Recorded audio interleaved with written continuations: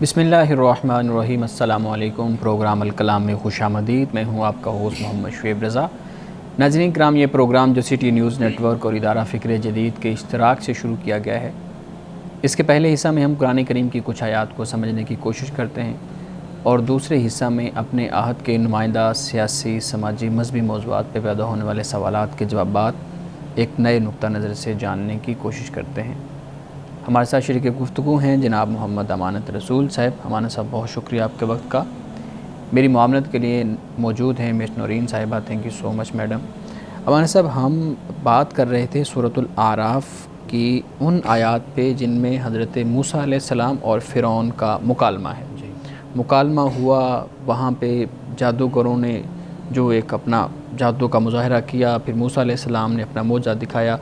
یہاں ہم ساری بات کر رہے تھے اور غالباً 130 نمبر آیت سے ہم نے اپنے گفتگو کا آغاز کرنا ہے۔ اپنے گفتگو کا آغاز کیجیے۔ بسم اللہ الرحمن الرحیم۔ سب سے پہلے تو آیات جو ہم نے پہلے پڑھی ان میں جو بیان کیا گیا تھا نا، وہ یہ تھا کہ حضرت موسیٰ علیہ السلام کی قوم، انہوں نے یہ کہا کہ بھئی آپ کے آنے سے پہلے اور اب ہمارے تو حالات زیادہ بدتر ہوئے ہیں، برے ہوئے ہیں، یعنی ہمیں زیادہ ستایا گیا ہے۔ حضرت موسیٰ علیہ السلام نے پھر اپنی قوم کو یہ خوشخبری بھی دی کہ بھئی تمہیں زمین میں استخلاف، خلافت یا حکومت اور اقتدار اور تمہیں وراثت تمہیں ملے گی۔ یہ جو فرمایا، چونکہ حضرت موسیٰ علیہ السلام اللہ کے رسول تھے تو لہٰذا جو اللہ کا رسول ہوتا ہے اس کی زندگی میں حجت تمام بھی ہوتی ہے اور زمین پر غلبہ بھی اس کو حاصل ہوتا ہے۔ قرآن پاک نے کئی اور مقامات پر اس بات کو بیان کیا ہے۔ اب یہ تو بات ہو گئی ان کے ساتھ جو حضرت موسیٰ علیہ السلام کے پیروکار تھے اور جنہیں وہ غلامی سے نکالنا چاہتے تھے۔ جی، چونکہ جب وہ حضرت موسیٰ علیہ السلام مبعوث ہوئے، آپ تشریف لائے اور قوم کو اسلام کی طرف راغب کیا، تو واضح بات ہے کہ فرعون اور اس کے جو حواری تھے انہوں نے پھر ظلم میں، تشدد میں اضافہ کر دیا، تو جس کی وجہ سے قوم نے یہ کہا کہ بھئی پہلے بھی ہم مشقت میں تھے، مصیبت میں تھے، ظلم میں، اور اب بلکہ اس میں اضافہ ہو گیا آپ کے آنے کے بعد۔ تو اب آگے جو فرمایا وہ یہ ہے کہ فرعون اور فرعون کے جو حواری ہیں اور جو لوگ اس کے ساتھ ہیں، اب جب وہ نافرمانی پر اتر آئے تو اللہ کی طرف سے پھر ایک آزمائش آپ کہہ لیجئے، یا ان کو وارن کرنے کا جو طریقہ ہوتا ہے وہ اللہ تعالیٰ نے یہاں پر بیان کیا۔ حضرت موسیٰ علیہ السلام کے معجزات میں آپ ان کو شمار کر سکتے ہیں۔ یعنی فرمایا وَلَقَدْ أَخَذْنَا آلَ فِرْعَوْنَ بِالسِّنِينَ وَنَقْصٍ مِّنَ الثَّمَرَاتِ لَعَلَّهُمْ يَذَّكَّرُونَ، اور ہم نے فرعون والوں کو قحط اور پیداوار کی کمی میں مبتلا کر دیا۔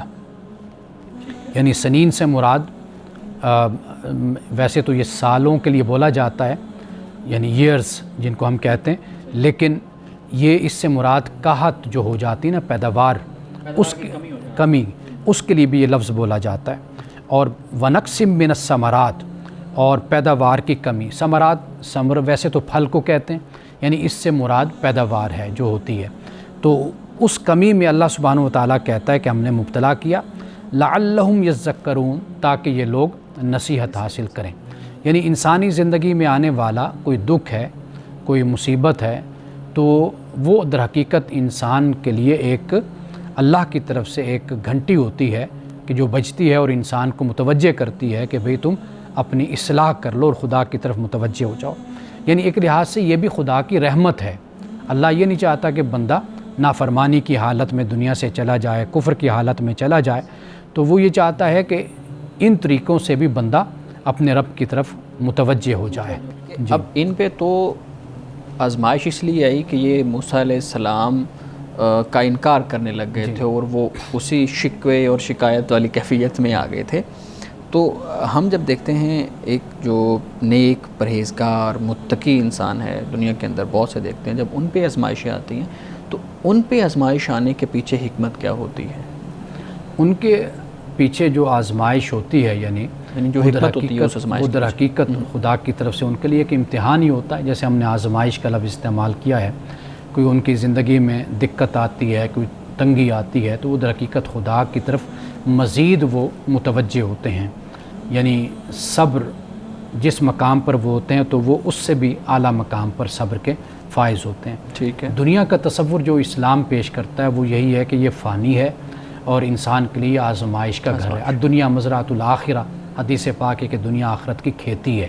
تو یہاں پر جو بھی انسان کی زندگی میں گزرتا ہے اس بنیاد پر ہم کسی حوالے سے کوئی فیصلہ کن بات ہم نہیں کہہ سکتے. ٹھیک. وہ ایک نیک وکار کے لیے آزمائش ہے اور جس کی بنیاد پر آگے اس کے لیے مزید اجر اور مزید خدا کی طرف سے انعام ہوتا ہے.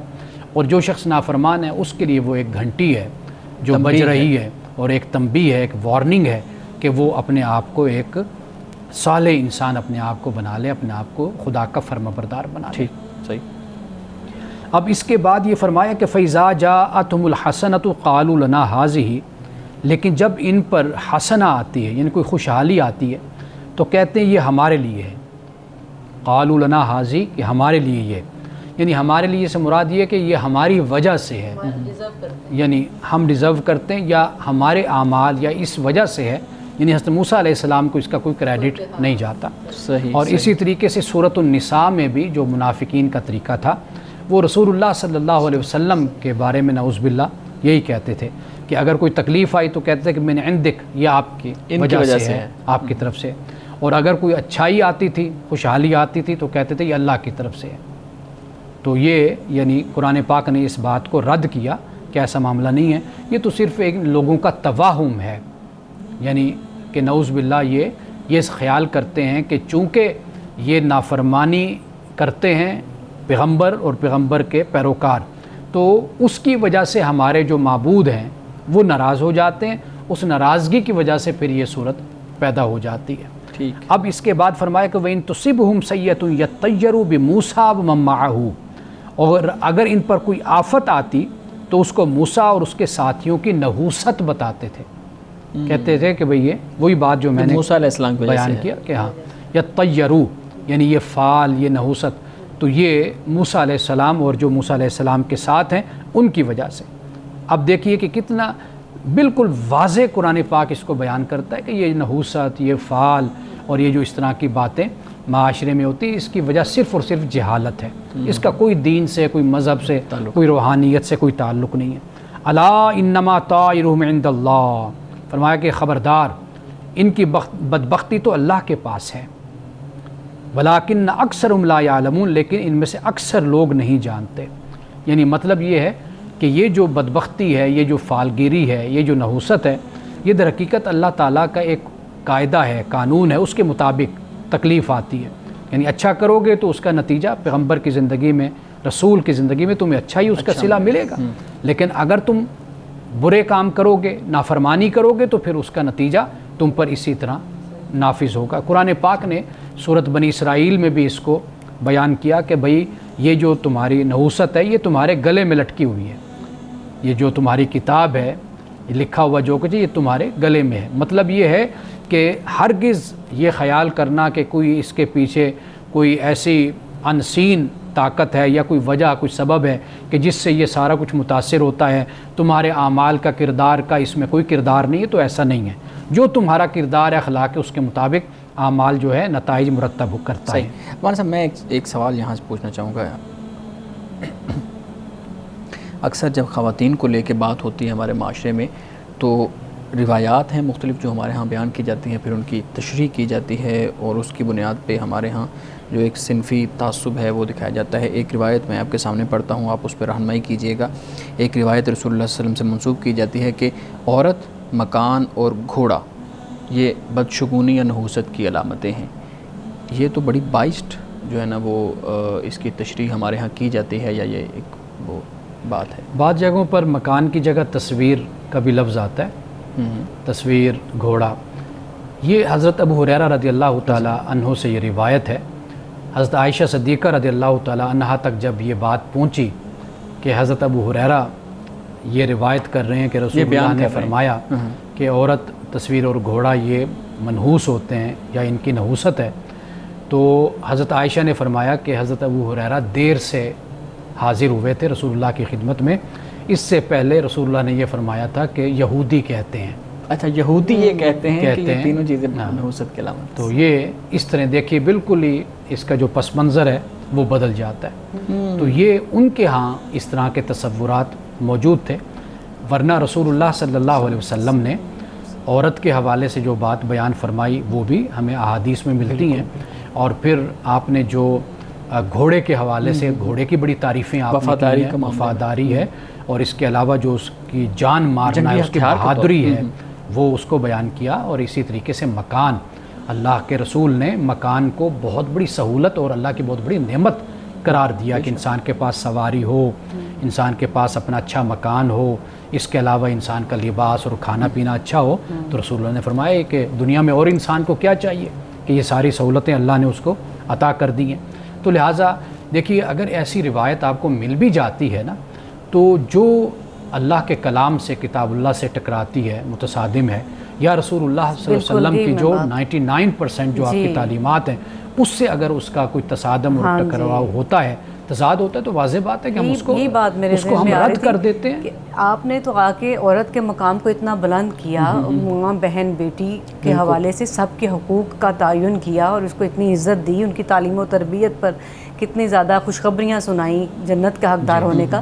تو یہ کس طرح یعنی کہ حضرت ابو ہریرہ جو ہے وہ روایت یعنی ہمارے ہاں کس طرح سے چیزوں کو لوگوں کے سامنے رکھا جاتا ہے اور پیش کیا جاتا ہے، اس پہ مزید گفتگو کریں گے ایک بریک کے بعد.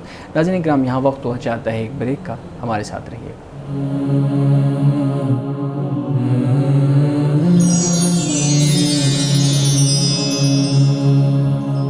پروگرام میں ایک دفعہ پھر خوش آمدید. جی میڈم، ہم بات کر رہے تھے کہ یہ جو روایت رسول اللہ صلی اللہ علیہ وسلم جی اسی حوالے سے ہمارے ساتھ ابھی آپ نے اس کی تصحیح کی، اس حدیث کی جو حضرت ابو ہریرہ کے حوالے سے بات کر رہے تھے. تو یہود جو ہے وہ بھی اہل کتاب ہیں، ان کو بھی اللہ تعالیٰ کی طرف سے ہدایت کے لیے کتاب ملی. تو ان کے ہاں یہ تصورات عورت کے حوالے سے جیسے کہ بیان کیا گیا وہ منحوس ہے، یہ انہوں نے کہاں سے ڈرائیو کر لیا ہے؟ دیکھیے، ہمارے ہاں مسلمان ہیں ہم، تو ہمارے ہاں بھی تو یہ اس طرح کے توہمات پائی جاتی ہیں، بہت زیادہ ہیں. ہم خود کو مسلمان کہتے ہیں، اور جو اس توہم کا راستہ اختیار کرتے ہیں یا جادو کی طرف جاتے ہیں یا اس طرح کی باتیں جن کے اندر فالگیری بھی ہوتی ہے، نحوست کا اپنا ایک تصور ہوتا ہے، تو وہ اپنے آپ کو مسلمان ہی تو کہہ رہے ہوتے ہیں کہ وہ مسلمان ہیں، اور ہم بھی کہتے ہیں یہ مسلمان ہیں، لیکن آخر ان کے اندر بھی تو یہ جہالت کی باتیں آ جاتی ہیں نا. تو یہی صورتحال قوم یہود کی بھی تھی کہ وقت کے ساتھ ساتھ ان میں بھی یہ باتیں پیدا ہونا شروع ہو گئی. تو لہٰذا اس میں کوئی یعنی ایسی بات نہیں ہے کہ بھئی ان میں یہ کہاں سے آئیں، اسی طرح ہی آئیں جیسے آج ہمارے اندر بھی مسلمانوں کے اندر ہیں. اور اس کو ختم کرنے کا واحد طریقہ یہی ہوتا ہے کہ جو اللہ نے کتاب اتاری ہے، جس سے ہماری نسبت اور جس سے ہمارا تعلق ہے، اس کتاب کو ہم اپنے لیے مرکز نگاہ بنائیں، مرکز فکر بنائیں، مرکز تعلیم بنائیں. جب ہم یہ راستہ اختیار کریں گے تو پھر ان تمام جہالتوں کا اور توہمات کا خود بخود علاج ہو جائے گا. ہم نے تو یہ بھی تصور بنایا ہوا ہے کہ ایک گاہک اگر صبح آ جائے اور وہ ادھار مانگ لے تو سارا دن نحوست والا گزرتا ہے. مطلب اس طرح کے ہمارے سامنے چیزیں ہیں. ہمارے صاحب ایک اور چیز میں پوچھنا چاہوں گا کہ انسان اتنا عجیب ہے، ہم خود بھی، میں اگر اپنی مثال سامنے رکھوں تو مصیبت اور شدت کے دنوں کو گنتا رہتا ہے. بیمار ہو گیا تو 4 دن ہو گئے ہیں بیماری کو، 1 مہینہ ہو گیا ہے بیماری کو، ہاسپٹل میں اتنے دن گزرے ہیں. لیکن اسی کے پیرلل جب اس بیماری اور اس شدت کے بعد جب راحت کے ایام گزرتے ہیں تو میں نے نہیں دیکھا کبھی کسی انسان نے یہ راحت کے جو ہے نا وہ ایام گنے ہوں کہ میں اتنے سال خوشحال رہا ہوں، چلو تنگی کوئی معاملہ آ گیا ہے، شدت آ گئی ہے تو اللہ کا اس پہ شکر ادا کیا جائے. انسان کا یہ رویہ اور یہ اس کی نفسیات کیوں ہے کہ شدت کے دنوں کو گنتا ہے اور راحت کے دنوں کو بالکل نہیں گنتا؟ اصل انسان کا امتحان یہی 2 جذبے ہیں، 2 رویے ہیں. قرآن پاک نے جہاں پر امانت کا ذکر کیا، آسمانوں اور زمین پر اللہ نے پیش کی، پہاڑوں پر پیش کی تو انہوں نے اٹھانے سے انکار کر دیا، لیکن انسان نے اس کو اٹھا لیا. اللہ نے کہا کہ انسان ظالم اور جاہل ہے. یعنی ایک طرف اللہ نے یہ امانت اس پر ڈالی، یہ اختیار ہے. تو واضح بات ہے کہ اگر متضاد رویہ نہ ہو یا متضاد یہ ارادہ نہ ہو تو پھر کبھی انسان کا امتحان بھی نہیں ہو سکتا. یہ دونوں چیزیں قرآن پاک نے بیان کی ہیں. قرآن کہتا ہے کہ وَإِذَا مَسَّهُ الشَّرُّ جَزُوعًا وَإِذَا مَسَّهُ الْخَيْرُ مَنُوعًا، کہ جب انسان کو کوئی شر، کوئی تکلیف پہنچتی ہے تو پھر یہ شور شرابہ کرتا ہے، جزا و فضا کرتا ہے، چلاتا ہے. وَإِذَا مَسَّهُ الْخَيْرُ مَنُوعًا، اور جب اس کو خیر پہنچتی ہے یعنی خوشحالی تو پھر یہ اس کو اپنے پاس روک لیتا ہے، اپنے تک محدود کر لیتا ہے، پھر وہ دوسرے تک نہیں جانے دیتا. آپ دیکھ لیجئے کہ ہم اگر 100 کماتے ہیں تو ہم 100 میں سے بڑی مشکل سے 1 روپیہ بھی نکال دیں تو بڑی بات ہے. تو ہماری کوشش ہوتی ہے کہ وہ 99 جو ہیں وہ ہم اپنے پاس رکھیں. کوئی ہوتا ہے کوئی اور چیز ہے, کوئی چیز بھی ہے, یعنی دوسروں تک اس کا فیض نہیں پہنچنے دیتے. یہ انسانی رویہ ہے اور یہی در حقیقت انسان کا امتحان ہے. لیکن جو آپ نے کہا, دیکھیے معاشرے میں ہر طرح کے لوگ رہتے ہیں, اس کا انحصار ہوتا ہے انسان کی تربیت پر. یعنی میں ایک شخص کے پاس جاتا ہوں, میں اس سے بال کٹواتا ہوں, وہ باربر ہے, اور میں اسے دیکھتا ہوں کہ وہ اتنا شکر کرنے والا ہے کہ ہر حال میں اس کے منہ سے میں شکر ہی سنتا ہوں. بالکل بے شک, یعنی اس نے کبھی بھی شکوہ نہیں کیا. تو میں سمجھتا ہوں کہ یہی اللہ کا ولی ہے, یہ اللہ کا مقرب بندہ ہے. یعنی کہ جو حلال روزی کما رہا ہے, جس کے 2 بچے معذور ہیں, ایک بچی وہ تندرست ہے, صحت مند ہے, ٹھیک ہے, خود اس کو 1-2 پرابلمز ہیں, مسائل ہیں صحت کے حوالے سے, اب وہ کام کر رہا ہے, لیکن میں نے اس کے منہ سے کبھی بھی شکوہ نہیں سنا, کبھی شکایت نہیں سنی. ہر دوسرے تیسرے جملے کے بعد وہ اللہ کا شکر ادا کرتا ہے. تو میرا خیال ہے کہ معاشرے میں ہر طرح کے لوگ ہوتے ہیں, لیکن آپ کی جو صحبت ہے, آپ کی مجلس ہے, وہ در حقیقت آپ کو تیار کرتی ہے. میں اسے دیکھتا ہوں کہ وہ ڈاکٹر اسرار صاحب کا درس سن رہا ہوتا ہے, اس نے لگا رکھا ہے, ڈاکٹر اسرار صاحب مرحوم رحمۃ اللہ علیہ, ان کا درس ہے, یا کسی اور شخصیت کو وہ اپنی دکان پر اس نے لگا رکھا ہوتا ہے.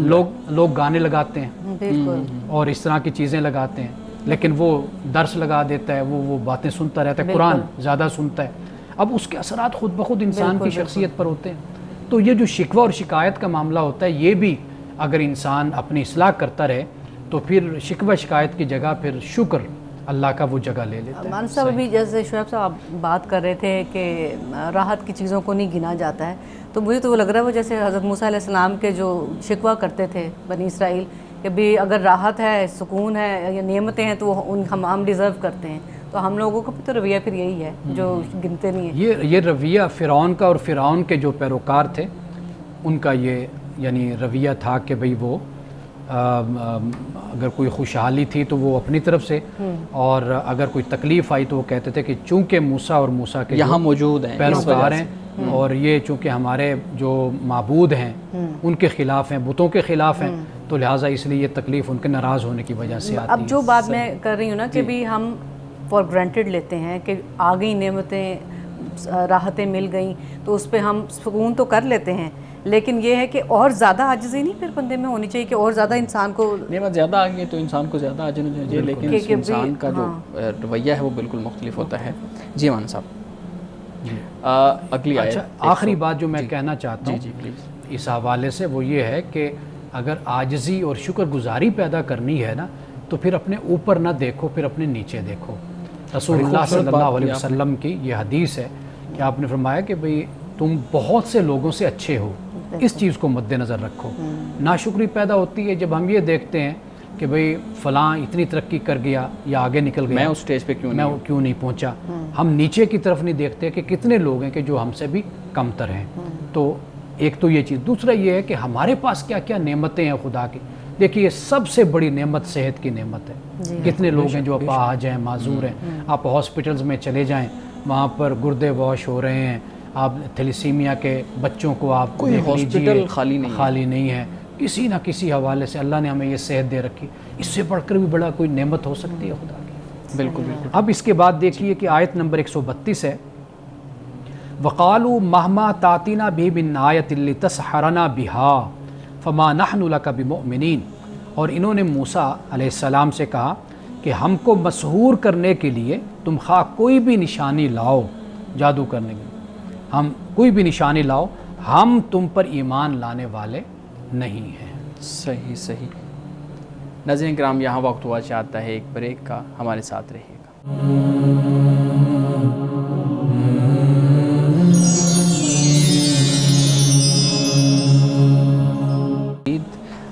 ابانا صاحب, ہمارے پاس کچھ سوالات بھی ہوتے ہیں.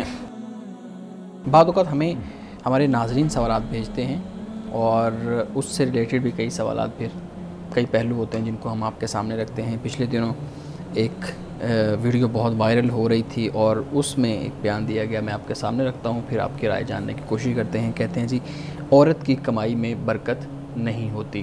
اور یہ رمضان المبارک میں یہ کسی رمضان ٹرانسمیشن کے اندر یہ بات ہوئی اور اس کو بہت زیادہ وائرل کیا گیا اور پھر اس پہ بہت زیادہ بحث بھی ہوئی.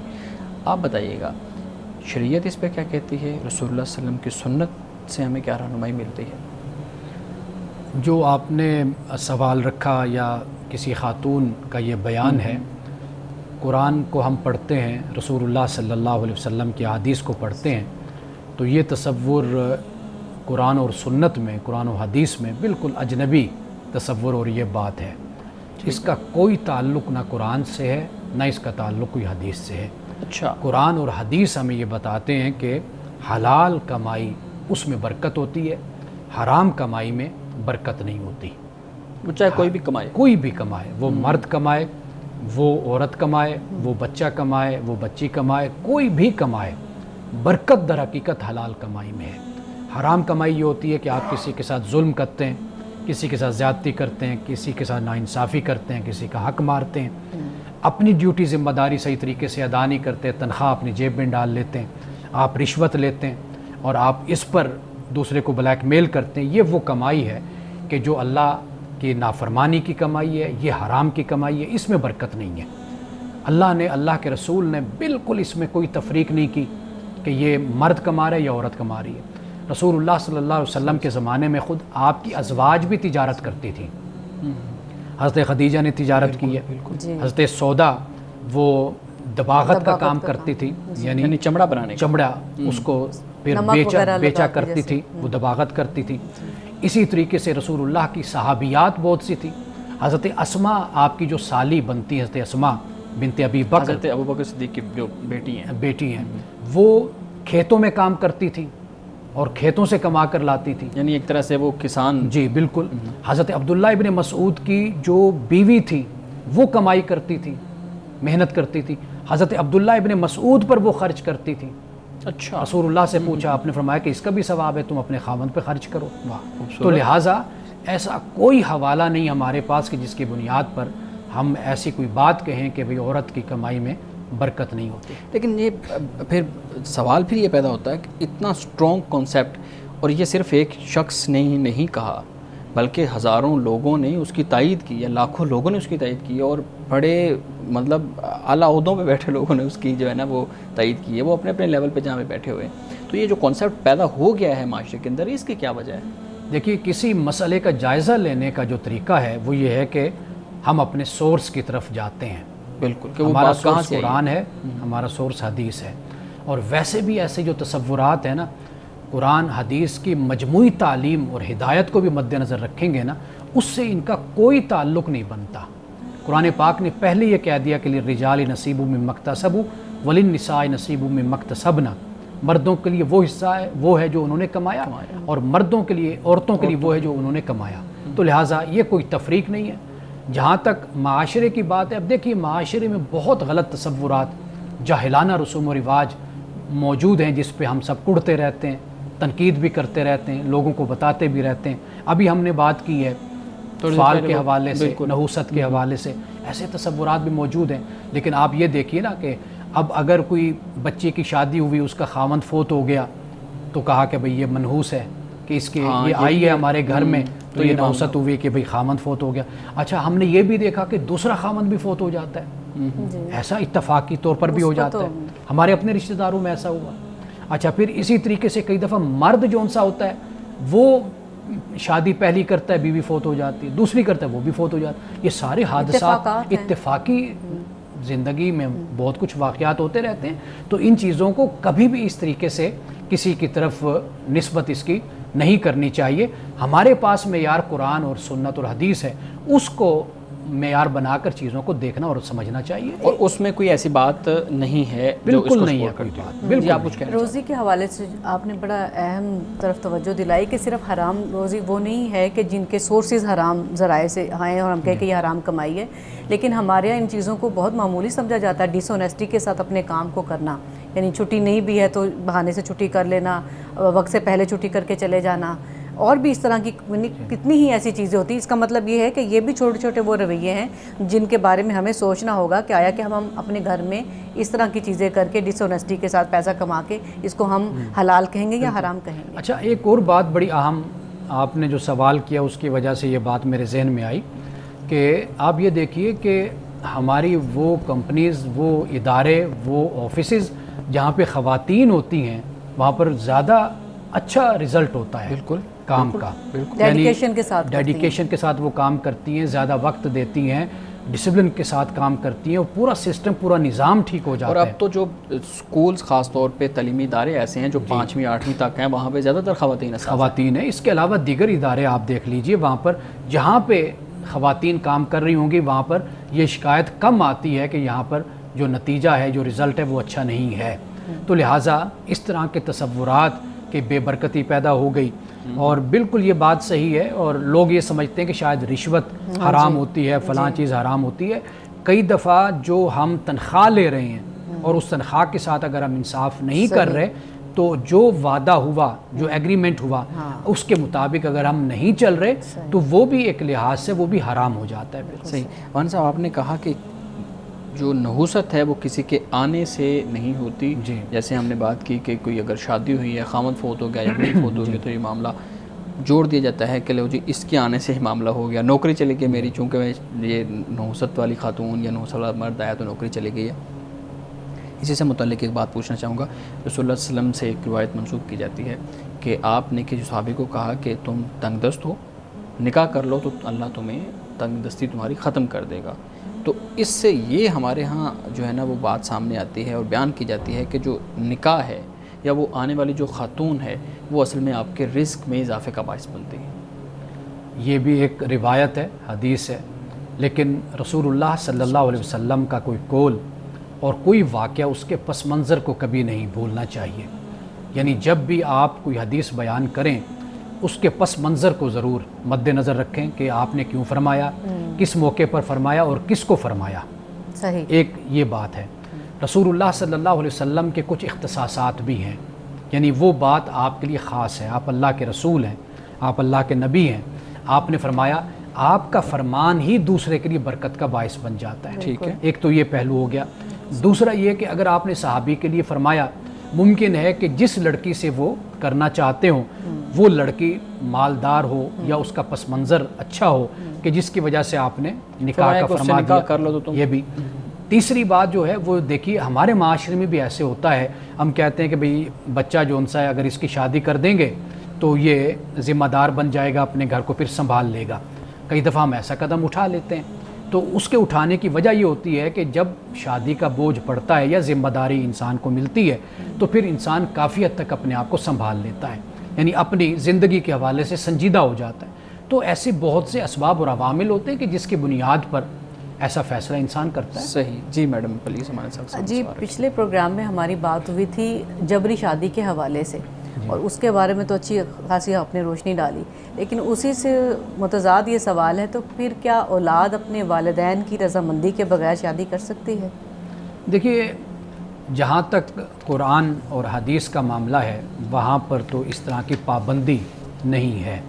یعنی اولاد جب بالغ ہے، عاقل ہے، سمجھدار ہے، اپنے نفع نقصان کو سمجھنے والی ہے، پھر تو کوئی ایسی رکاوٹ نہیں ہے کہ وہ اپنے اختیار سے اور اپنی مرضی سے وہ شادی نہ کرے. ایک بات. دوسری بات یہ ہوتی ہے کہ ہر کام ضروری نہیں ہے کہ جو جائز ہو وہ آپ اس کو کرنے شروع کر دیں. آپ ہمیشہ جائز کام کو بھی دیکھتے ہیں کہ ماحول کیا ہے، آپ کا کلچر کیا ہے، آپ کے گھر کا ماحول کیسا ہے، معاشرے کا کیا ہے، آپ اس کی روشنی میں پھر کوئی قدم اٹھاتے ہیں. تو جائز کام کا یہ مطلب نہیں ہوتا کہ آپ اپنی مرضی کرتے پھریں. وہاں پر پھر یہ چیزیں ہوتی ہیں کہ آپ اپنے والدین کو، اپنے بہن بھائیوں کو اور اپنے آس پاس کے ماحول کو دیکھ کر پھر آپ اس کے مطابق آگے بڑھتے ہیں. تو لہٰذا بچوں کو بنیادی طور پر اس بات کی اجازت ہے کہ وہ عاقل ہیں، بالغ ہیں، سمجھدار ہیں. ان کا حق ہے، انہوں نے زندگی گزارنی ہے، لیکن عاقل بالغ ہونے کے ساتھ ساتھ ان کو یہ بھی سمجھنا چاہیے کہ ہمارے والدین، ہمارا گھر کہ جس میں ہم نے رہنا ہے اور ان کے ساتھ چلنا ہے، تو کیا ان کی بھی اس میں کوئی رضامندی ہے یا نہیں ہے. اگر نہیں ہے تو ان کو کسی طریقے سے شامل کیا جائے، ان کو کنونس کیا جائے۔ ناظرین کرام، یہاں وقت ہوا چاہتا ہے ایک بریک کا، ہمارے ساتھ رہیے گا۔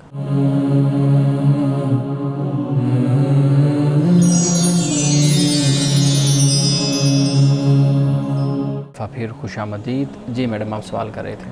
جی میرا سوال اب خواتین سے متعلق ہے کہ خواتین ہمارے معاشرے میں زیادہ تر جو دیکھا گیا ہے اپنا مال اور وراثت کا حق استعمال کرنے میں آزاد نہیں ہے، اس کی کیا وجہ ہے؟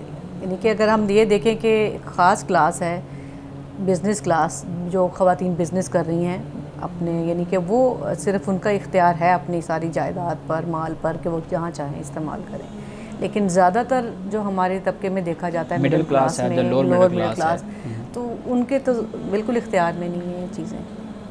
اس سوال کا تعلق اسلام کی تعلیم سے نہیں ہے، اس کا تعلق ہمارے سماج کے ساتھ ہے، معاشرت سے۔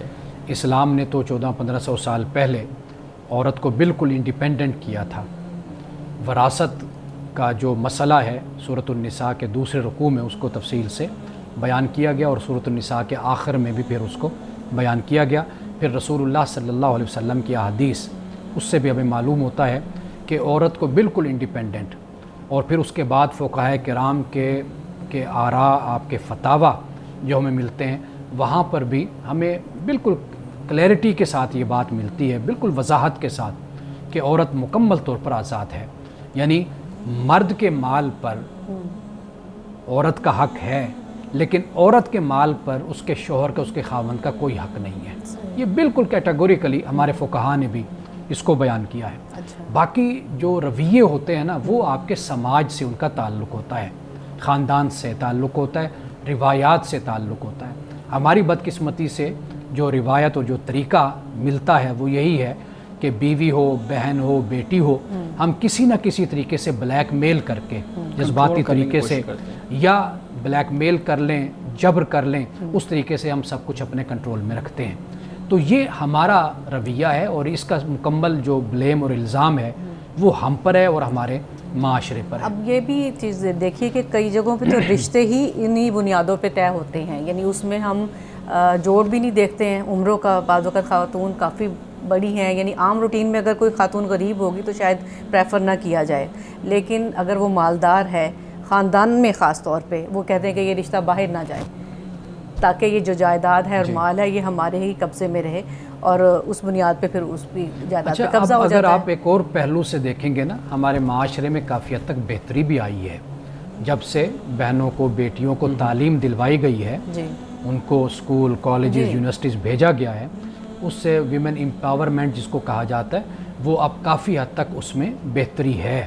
یعنی ایسا نہیں ہے کہ اب بیٹی ہے یا بہن ہے وہ تقاضا نہیں کرتی یا اپنا حق نہیں مانگتی، یہ بھی ایک اچھی بات قانونی راستہ بھی اب اختیار کیا جاتا ہے، اختیار کرتی ہیں اور نظر آتے، لیکن اس میں کوئی شک نہیں ہے کہ جتنی رفتار کے ساتھ اور جس طریقے سے تبدیلی آنی چاہیے وہ ہمارے معاشرے میں نہیں ہے۔ صحیح۔ اچھا مولانا صاحب، یہ بتائیے گا، ہمارے ہاں ایک کانسیپٹ استعمال ہوتا ہے میریٹل ریپ کا۔ جی، میریٹل ریپ، جبری جنسی تعلق، اور جب میریٹل ریپ کہتے ہیں تو بہت سے لوگ اس کی حمایت میں کھڑے ہوتے ہیں کہ یہ ہوتا ہے اور اس کو نہیں ہونا چاہیے، اور اس کو میریٹل ریپ کہنا چاہیے، اس کی سزا ہونی چاہیے کہ اگر کوئی شوہر اپنی بیوی سے یا بیوی اپنے شوہر سے جنسی تعلق زبردستی قائم کرنے کی کوشش کرتی ہے۔ دوسری طرف ہمارے ہاں بہت بڑا مذہبی طبقہ ہے جو کہتا ہے کہ نہیں، اس پہ بات ہی نہیں کرنی چاہیے، یہ میاں بیوی کا آپس کا تعلق ہے، اگر یہ کچھ ہو بھی رہا ہے تو ان کا آپس کا معاملہ ہے، کوئی مسئلہ نہیں ہے۔ آپ کی اس پہ کیا رائے ہے؟ دیکھیے، اس میں نا دو رویے ہوتے ہیں۔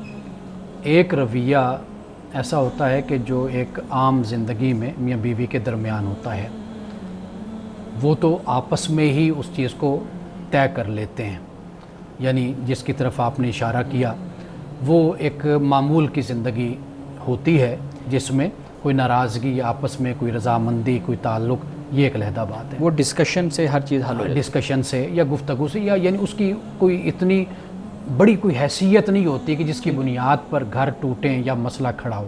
ایک یہ طریقہ ہے، یعنی ایک یہ مسئلہ ہوتا ہے، وہاں تک تو بات صحیح ہے کہ بالکل میاں بیوی کے درمیان ہے، وہ اس بات کو، اس مسئلے کو اس طریقے سے حل کر لیتے ہیں۔ دوسرا طریقہ یہ ہوتا ہے کہ جس میں ایک تشدد کا راستہ اختیار کیا جاتا ہے، وائلنس کا راستہ۔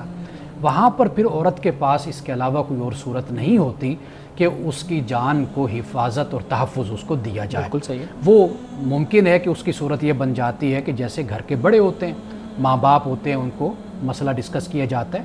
ہمارے ہاں ایسے کیسز بھی آتے ہیں بدقسمتی سے، میں وہ بات آج کھل کر اپنے ناظرین کے ساتھ کر رہا ہوں، وہ یہ ہے کہ عورت کے ساتھ وہ عمل کہ جو مرد کے ساتھ کرتا ہے، یعنی شوہر خاوند وہ تقاضا کرتا ہے اپنی بیوی سے. صحیح ہے. اب یہ بھی اس طرح کے بھی کیسز ہمارے معاشرے میں نظر آتے ہیں اور کافی حد تک نظر آتے ہیں کہ لڑکی اگر اس شرما شرمی میں رہے تو بہت وہ یعنی یوں کہہ لیجئے کہ حد سے آگے اس کی تکلیف یا اس کی مرض بڑھ جاتی ہے. وہ اپنی ماں سے آ کر بیان کرتی ہے، اپنی بڑی بہن سے بات کرتی ہے. دیکھیے ایک ہے عام معمول کے مطابق کوئی اختلاف مرد اور عورت کے درمیان، ایک ہے کہ اس حد تک ظلم اور زیادتی کا بڑھ جانا، یہ جو چیز ہے یہ ناقابل برداشت ہوتی ہے. اب ہم اس پر بھی کہیں عورت کو کہ بھئی تم اس پر بھی کمپرومائز کرو اس ظالم شخص کے لیے یا اس فاسق و فاجر کے لیے، اس حد تک وہ گناہ کر رہا ہے اپنی بیوی کے ساتھ، یا وہ دوسرا عمل بھی کرنا چاہتا ہے، اس کو بھی آرٹیفیشل طریقے سے کرنا چاہتا ہے. یعنی ایک ہے انسان کا فطری عمل جو وہ اپنی بیوی کے ساتھ کرتا ہے، ایک ہے کہ وہ اپنی مردانگی دکھانے کے لیے جو طریقے اختیار کرتا ہے، میڈیسن یہ وہ اور لم پر لم، اس وجہ سے بھی وہ تکلیف کا باعث بنتا ہے. اب یہ جو رویے معاشرے میں جہاں پر آپ کو نظر آئیں تو وہاں پر بھلا عورت کس طرح کمپرومائز کر سکتی ہے؟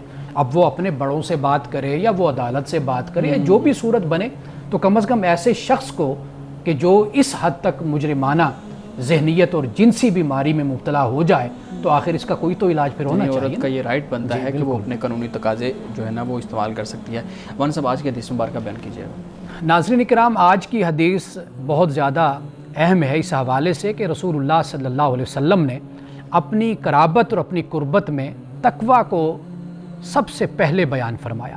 یعنی آپ نے تقویٰ کو اور اللہ تعالیٰ کے ساتھ انسان کا جو تعلق ہے مومن کا، اس کو آپ نے سب سے پہلے نمبر پہ رکھا. آپ نے فرمایا کہ میرے یہ اہل بیت سمجھتے ہیں کہ وہ میرے زیادہ قریبی اور تعلق دار ہیں، حالانکہ لیس کذالک، ایسا نہیں ہے. فرمایا کہ میرے عزیز اور دوست تم میں سے متقی لوگ ہیں، وہ جو بھی ہو اور جہاں پر بھی ہوں. یہ حدیث مسند امام احمد میں ہے اور اس کی جو اسناد ہیں وہ صحیح ہیں، اور اس طریقے سے یہ رسول اللہ صلی اللہ علیہ وسلم نے ہمیں بھی بات سمجھا دی کہ رسول اللہ کی قربت اور رسول اللہ کا تعلق اسی مومن کو نصیب ہوگا کہ جو مومن اپنے اندر تقویٰ کی صفت کو پیدا کرتا ہے. ناظرین کرام، اس دعا کے ساتھ اپنے پروگرام کا اختتام کریں گے. اللہ رب العزت حسن کلام اور تاثیر کلام عطا فرمائے، ہماری زبان کے گروں کو کھول دے اور سننے والوں تک خیر کا پیغام پہنچے. اجازت دیجیے، خدا حافظ.